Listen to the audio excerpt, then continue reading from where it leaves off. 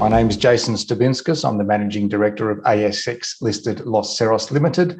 We have two projects in the Mid-Cauca Porphyry belt of Colombia, surrounded by some many multi-million ounce discoveries, and we recently put out a maiden resource on one of our projects. Jason, good to see you. We caught up back in October, got introduced to you and the company.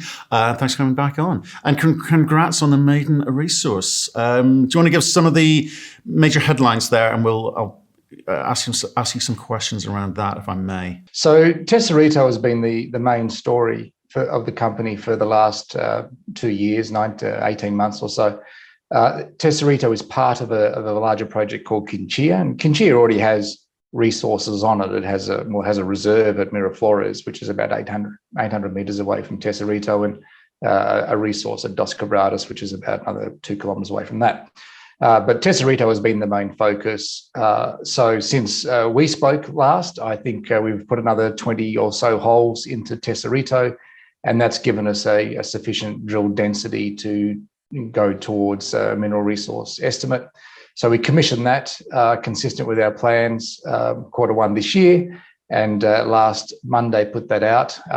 Depending on how you cut it, the numbers that I'm focusing on is using a 0.5 gram per tonne cutoff, which gives us 1.3 million ounces at 0.81 at Tesorito, and then you add in the rest of the Quinchia to resource to that to get you a total of 2.6 million ounces at a gram. Right. Okay. And the key phrase in there was the plan, right? Because you've got multiple assets there, and I know you're chasing down some others, and we'll get into that in a second here. But so you talk about the Quinchia project more broadly having 2.6 million ounces of gold, which is a very attractive number. But we need to understand how that comes together. Because, I think we talked last time, Aussies like to get into some sort of cash flowing situation as quickly as possible. So have your plans changed since we spoke in October about how you piece this together? Well, I don't think so. I'd have to go back and watch the video to see what I said last time, but hopefully I'm consistent with that. But one of the strengths we have is optionality, particularly now that we have Tesorito defined as an inferred resource. So we have Miraflores, and again, this is all part of the Quinchia project. So they're all about 3 kilometre radius of each other. So they're all very, very close to each other.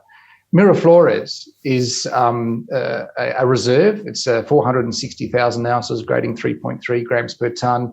We have a DFS in place on Miraflores, and it's going through, we're preparing final submissions for final approvals to go into production at Miraflores if we choose to do that. And I'm not saying we are choosing to do that, but we're progressing that. So that's the small scale. But right next to that is Tesorito, which we've just generated the mineral resource on.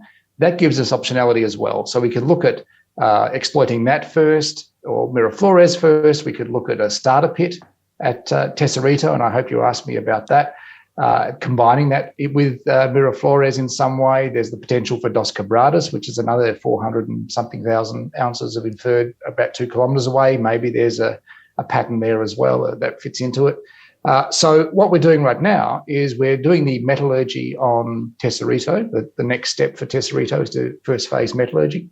And then on the back of that, we'll be sufficiently informed about Miraflores and Tesorito. And remember, they're 800 metres apart, to commission a preliminary economic assessment looking at the very things that you asked. What are our options? What are the synergies? What are the potential conflicts, etc., in blending these two together, or do we do them sequentially? What produces the best economic arguments for us? Right, and I mean, to that end, what's happening in the district? And do you need to build your own infrastructure? Do you need to build your own plant? Will you be tolling? I get the open pit component and trying to understand the economics, but what else is around you in terms of feeding into that decision making? In terms of infrastructure, as I said, we have Miraflores at a DFS, so a lot of those questions have already been addressed in the DFS, and that was 2017. But infrastructure doesn't change very quickly. So but it's the DFS there talks about Miraflores, which is a small project, nice grades, but a small project. It's more about, if you do try and scale this, is the infrastructure fit for purpose? I see. Well, certainly not. If we were going to look at Tesorito as part of the mix of an early stage production scenario, then the sizings of the Miraflores process design would all be wrong. We've tripled the size of the feed rate, right? So it's all wrong. So No, the Miraflores design is optimized for Miraflores. 460,000 ounces, 3.3 gram per ton, 42,000 ounces production, 72 million capex. That's the very small scale project for Miraflores. Now, if we went and said, okay, Tesorito, especially that starter pit, is where we're going to start. We're now talking at combining Miraflores with Tesorito. We're looking at 1 million ounces at somewhere blended between 1.23 gram per ton at the Tesorito starter pit and 3.3 gram per ton at Miraflores. So they're roughly 500,000 ounces each, 1.2 and 3.3. So what's that, 2.2, something like that. So you're looking at 1 million ounces at 2.2. That size plant is completely different to what we would do at Miraflores. And then there's a third option, which is to say, oh, let's go big. We do have defined 2.6 million ounces at a gram per ton. Let's size this operation for 2.6 and go from there. Right. See so that. There's the options that the PEA will explore. And those are great options. And as you said last time, you reminded me, you did a lot of cash then. I think it was about 23 million back then, or sort of around, 17 million at the last reported? Yeah, a little north of 17 million at the moment. Right. Okay. So you still kind of got the optionality in terms of the studies phase. So this PEA that you talk about being able to do it once the met work's done what's your timing for making a decision as to when that starts? Well, you can't really do much until you've done the metallurgy, because that dictates recoveries and what is ore and what is waste and all those sorts of things. So the metallurgy really has to be done first, and that's just commissioned. So I'm hoping that sort of July we'll have some meaningful results, maybe August, finalised results. Then that will feed into the PEA for the second half of the year. Right. Okay. Because here's the thing. You put out the maiden resource. Market sort of shrugged its shoulders and went, so what? So therefore, I guess my question to you is, well, one, how do you react to that? We're expecting it to be a big moment. And two, how do you think that you need to build this story to get the market to pay attention? Because if you say to me, headlines there, 2.6 million ounces of gold, at, whether it be a gram or above, I should be interested, and the market should be interested, but you're sitting at this sort of 70, 80 million market cap number. Price has been sort of going sideways to 12 cents or so. How do you react to that? Well, it's disappointing that our share price hasn't risen on the back of that resource, but I'm hoping, or I'm expecting that it will, to be honest. One of the things that came out of the projection of the mineral resource at Tesorito is that we can now calculate an enterprise value per resource ounce, and that's a common metric for valuing a company. Up until now, that number would have been meaningless, because you would have just had Miraflores, and for the last 2 years, we've been doing nothing at Miraflores. We've been working on Tesorito. So now that Tesorito is out and we have a resource there, and we can combine that with Quinchia, and we get the magic 2.6 million ounces at a gram per ton, you can actually calculate an EV per resource ounce. And until now, that's been a great unknown for Los Cerros. How do you value that company? The projects look great, but what is it? What is the sort of the baseline valuation of this company? If you look at EV per resource ounce, we now sit at about $20. And if you know anything about EV per resource ounce sort of metrics, that's usually $60, $70, $80 per resource ounce for an inferred resource with a company that doesn't have a reserve, because all the pricing changes when you have a reserve. But add on to that, so we're like a third of the sort of typical market valuations there. But add on top of that resource starts on the surface. It's not 3 years of mining waste to get to the ore and those sorts of things. It starts day one in a production scenario with high grade. The first 36 meters grades 3.3 grams per ton in a small area of Tesorito, and that's obviously where you would start, right? So EV per resource ounce, $20 is great value. When you add onto that the qualitative aspects of being on the surface, etc., I think there's huge opportunity there, and hopefully the market will appreciate that soon. Right, and obviously if you're moving towards a PEA, you're an Aussie company, so I guess the intent is to be able to say to the market, "Hey, we've got a big project here." That's what it kind of feels like you need to do, because it feels quite bitty in terms of you've got different projects with small amounts, and you've got to kind of piece them together. And I think people are perhaps struggling to see how that comes together. So the next stage for a PEA, which again is a very sort of loose economic study, plus or minus 30%, what are you going to do in terms of the drilling? Because you've got 5 drills going. So what do you do with them? Where do they go? Is it just a question because PA you can do you do all categories, or do you think that you need to kind of put a little bit more of infill in there and trying to get a bit of M&I going on there? Well, this is the thing that is a major sort of change for the company on the launch of the mineral resource estimate. So now we have 2 main streams of activity that our technical guys are focused on. The first is the development stream. So metallurgy has begun going into the PEA and all those things to pursue these development scenarios. But running concurrent with that is our aggressive exploration program. You mentioned 17 million. So, we've got the money there. We've got 5 rigs running continuously 24 hours a day, and there's certainly no intention of Is that right? Sorry, I number. hadn't picked that up. So you're running at what, three shifts a day? Is that, or was it 2 shifts a day? Yeah. Okay. Yeah, 2 shifts a day, 24 hours a day, 5 rigs. Good man. Okay. And what's the important thing here, Matthew, is that none of those rigs are infill drilling. All of those rigs are exploring other targets within that 3 kilometre radius. Why is that important? So even though I'm saying you've got to explain this, Jason, because it's really important that people understand your strategy here. Because if most people come on the show and say, we've got anything over 2 million ounces, you go, brilliant, you're going to get noticed. Anything, even close to 3 million, which I guess you must be brilliant. But you want to move that into an M&I category, I think, for people to say, well, actually, we can sort of get a better sense of the economics when you do a PA. There's more certainty around it. And you're saying, well, actually, no, we think we can make this bigger at this stage, and that's the way to go. But can you explain your thinking there? Well, both, Matthew. So those 5 rigs right now are drilling at locations within that 3 kilometre radius.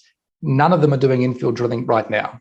So, and none of them are drilling at Tesorito, Miraflores, or Dos Quebradas, the 3 resources. They're drilling at other targets that are really exciting within that 3 kilometre radius. So even though we're saying 2.6 million ounces at a gram per tonne today, in 9 months' time, it might be something very different. 5 rigs running. And to give you an idea of perspective, it took us 23,000 metres of drilling from go to woe to define the 1.3 million ounces at 0.8 grams per tonne at Tesorito. So 18 months and 23,000 metres of drilling. Our plan this year has 30,000 metres of drilling in it. So, the chances of that 2.6 million ounces at a gram per tonne being something different going forward is very high. Now, to get to the second part of your question, do we advance to measured, indicated and such? Yes, we will look at that as well. Obviously, if we're going into PEA, we want to have that as robust as possible, and indicated or measured would get you there. But break down the 30,000. Right now, we're not focused on break down the 30,000 metres. Is that all exploration? Yes. Right, 100% exploration, and that's this year. So that the rest of I'm assuming by end of calendar year? Yeah. Okay. Which happens to be our financial year as well. Right, and what's the dollar amount attributed to that? I haven't memorized that number, but it's the lion's share of that. We have 5 rigs running. We spend sort of roughly 1.1 million US a month on drilling. So right, okay. So towards the end of the year, you've got a whole bunch more exploration. May make a discovery on one of these targets, or more.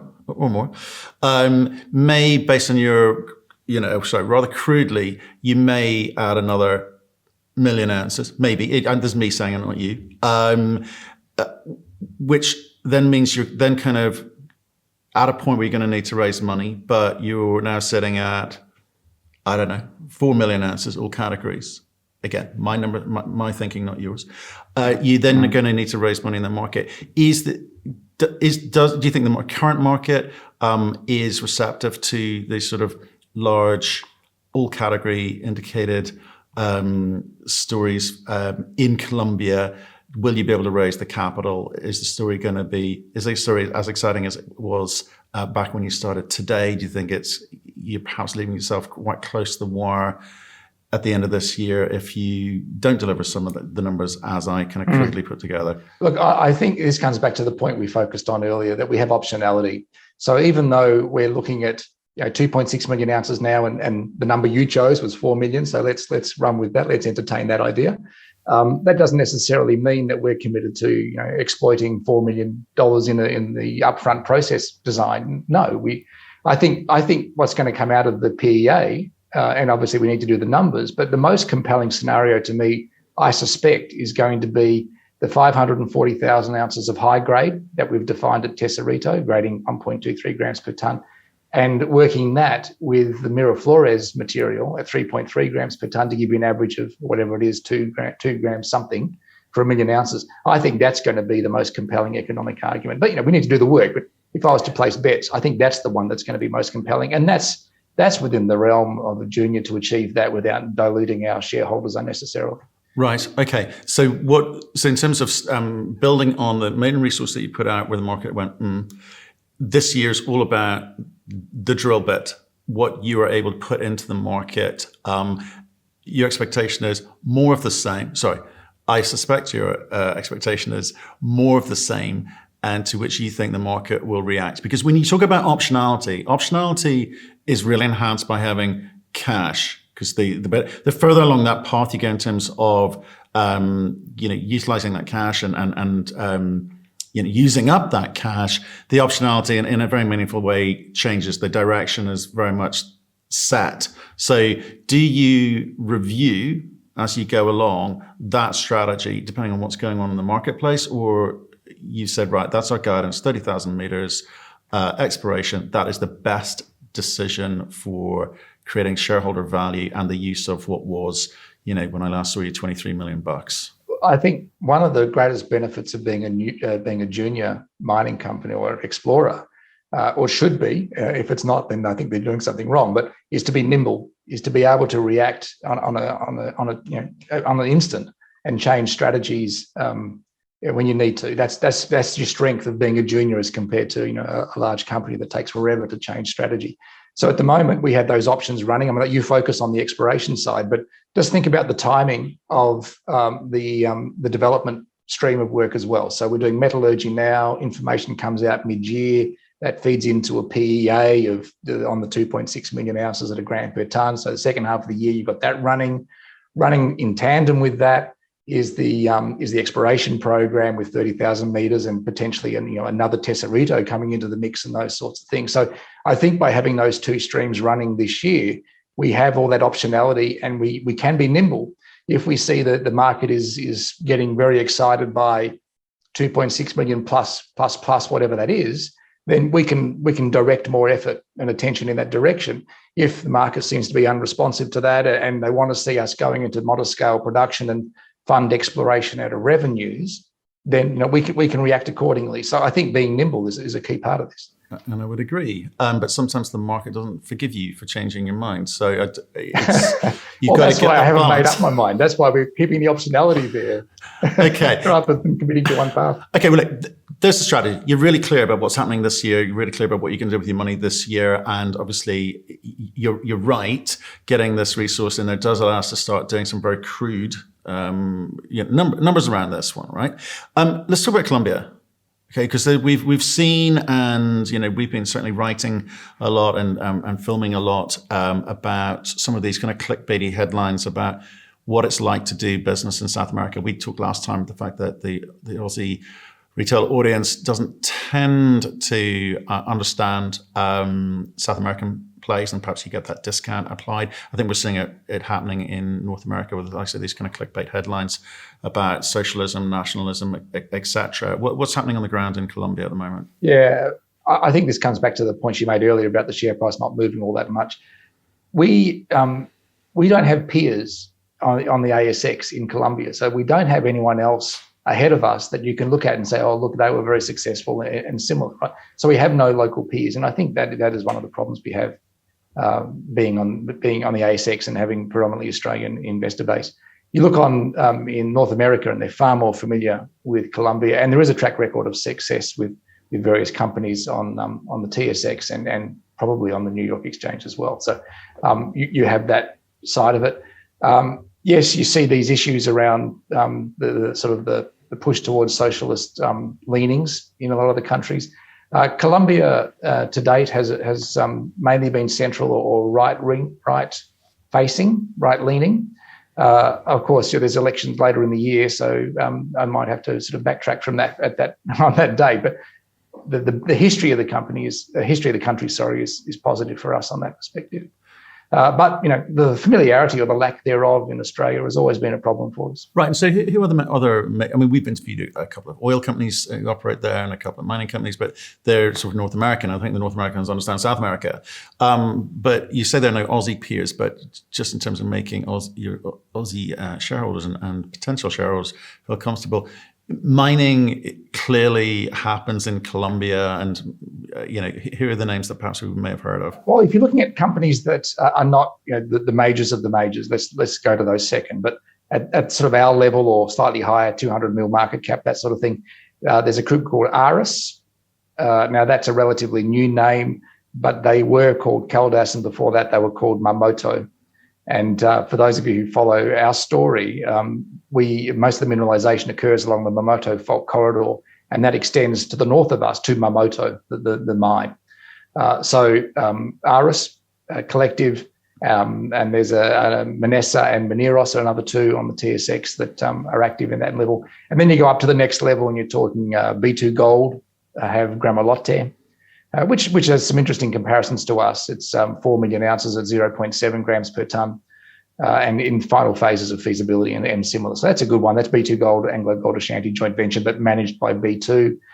You have Zijin, which have Buritica in the north, which is a once-in-a-lifetime discovery. It's truly incredible what they've got there at 10 million ounces at 10 grams per tonne or something really ridiculous. And that was Continental Gold on the TSX. CNL was the ticker, but now it's owned by Zijin.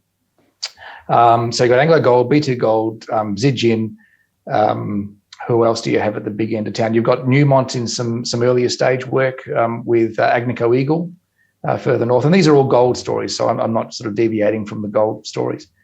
So you've got plenty of the big players active in the area. Okay, so all of those companies operating, producing in country, the kind of mining law or the rule of law in country is well established for miners, right? So this is not the Wild West we're talking about here. So how have you felt? So how have you experienced as an explorer operating there with the Department of Mines or Departments of Mines and Oil and Gas, however it's framed over there? Because we've seen a lot of jurisdictional risk in Canada, in the US, where companies like pulling out of projects or not able to go ahead because of local opposition, whether that be state, province, federal level. They're coming across problems. South America, we're talking about these sort of clickbaity type headlines about nationalism, socialism, etc. What's your experience on the ground as a small company? Well, it's interesting that you mentioned Canada, because I think it's a similar story. You have to look at the states of Colombia to better understand the situation. You can't just look at Colombia as a whole. Where we are in Risaralda, a state that's sort of moderately welcoming of mining. They're certainly not bullish on it, but they're sort of welcoming. They're pragmatic about the need for mining as part of a contribution to their economy and such. So you've got to look at that state level. In terms of overarching countrywide administration, as you pointed out, it's been established. It's been established for a long time and relatively predictable. But you did raise another point, and I think this is true of Colombia, but it's the same everywhere in the world, that understanding your community's concerns and motivations and those sorts of things is absolutely critical. In Colombia, everywhere really, but particularly in Colombia, you really have to be very, very aware of what concerns and motivates your local community. We are in a very strong position on that front. We have, with the success of the last year and a half, we have 128 people in the company now, and 126 of those are Colombians. It's just myself and the CFO that are not. And the vast majority of them, so let's say maybe 100 of that 126, live in Quinchia, the local town. So we're very much part of the local economy. We hear things because we are such a large contributor to the local economy and the local social structure.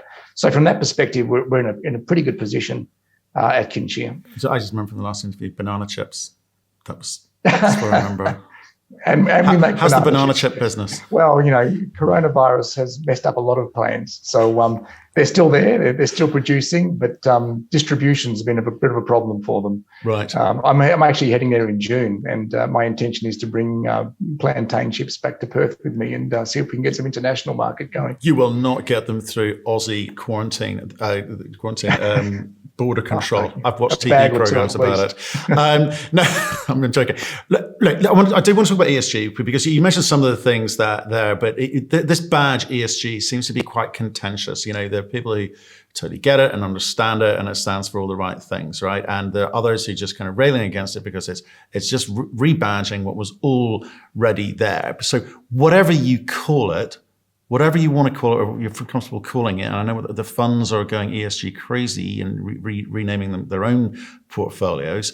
What you're saying is you've got to be a major part of the local environment, society, and kind of make sure you're giving back and following, not just mining code, but rule of law locally, state level, and obviously beyond at federal level. So your initiatives, I think we kind of went through last time. It might be worth people listening to that because we kind of did a deeper dive on the what the company is up to there. But what's your personal view on this ESG debate that's going on at the moment? More broadly? Look, I think it's absolutely critical, and even though it's been formalised, good companies have been doing it all along anyway. But now, there are metrics and there are frameworks to work to and things like that. But it's always been the case. So good companies should always have been focused on this. I think local communities getting more of a say and more involved in things is a good thing. Longer term, it works to the benefit of everyone. And engaging locals. The policy we have, it's not our official vision statement, but it's kind of a policy that I make sure everyone understands is we buy local, hire local, train local. So whenever we can, we buy local. One of the great examples of this is not that long ago, we had to go to Medellin, the large city, to get a part. And before we actually went and installed it into the rig, we actually went to the local hardware store and said, look at this part. We break this every 3 months. So why don't you make sure you've got one on stock? And so we don't, it helps them, it helps us. We don't have to drive all the way to Medellin. But it's that whole principle of being part of that local community and local economy as much as you possibly can. Right, but I guess I get so many inbound on ESG. It's BS. It's whatever, and I have some sympathy to what they're saying in terms of, it gets rebalanced every now and again. But the basic underlying, deliverables and things that you need to do, good companies, as you say, should have always been doing these things, right? And just whether it's been rebadged or reframed in a way that people can collectively understand, because everyone had their own interpretation, I think is a good thing. I do think is a good thing. So just for those people who are perhaps still unsure, is this ESG, these ESG initiatives, just lip service from the companies because they want to appease the potential funds who they'll be tapping up further down the line? Or do they genuinely mean something to the companies? And is it an unnecessary cost? I think there's bound to be some that give it lip service, but it's a very short-term strategy because it'll be revealed the next reporting period or the period after that. So you can, I guess, give it lip service, but you've got to be in it and do it properly. Your chickens will come home to roost, so to speak, if you don't. I'm quite sure of that. In terms of is it an additional cost? No, it's an investment. We're in an exploration phase. We want to go potentially into development and those sorts of things. We need to have those relationships with the local communities. So we're not an unknown quantity when it comes to having those sorts of conversations. We've demonstrated that we're open, we respond, we reveal the good and the bad in the company and things like that, and they trust us. Then you can have those more deeper, more serious conversations down the track when you need to. So no, it's not an inconvenient cost. It's an absolute necessity. Always has been. I agree with you. So why don't you just kind of give me a summary of what we should be looking at, expecting from you this year? Well, we just put out the resource estimate, so that's done. I'm glad to see the back of that. That took many hours of my time. So that's out now. So the next news flow will be the drilling. So we've had 5 rigs running since January. Well, that's not entirely true. They were ramping up in January, but we have drilling coming through. A lot of people are focusing on what has been known as TSDH57. It's a brand new target of ours. There's belief that Tesorito and Miraflores, those 2 projects with the resources on them, actually join together at depth. It's a theory. And we're actually testing drilling between the 2 of them right now. So everyone's watching hole 57 to see what that delivers. But 5 rigs running, plenty of news flow. And remember, none of them are infill drilling right now. So you've got new targets being explored. We have a target generation team, and I'll have more to say about what they're delivering. We're also doing some things on the ESG front, which I haven't shared with you, but we'll share with those when they come to fruition as well. And of course, then we have the development side. So we'll have the resource. With the resources out, now we're into metallurgy. We'll have some more to say about that, and we'll start looking at other elements of the synergies between Tesorito, Miraflores, and Dos Quebradas.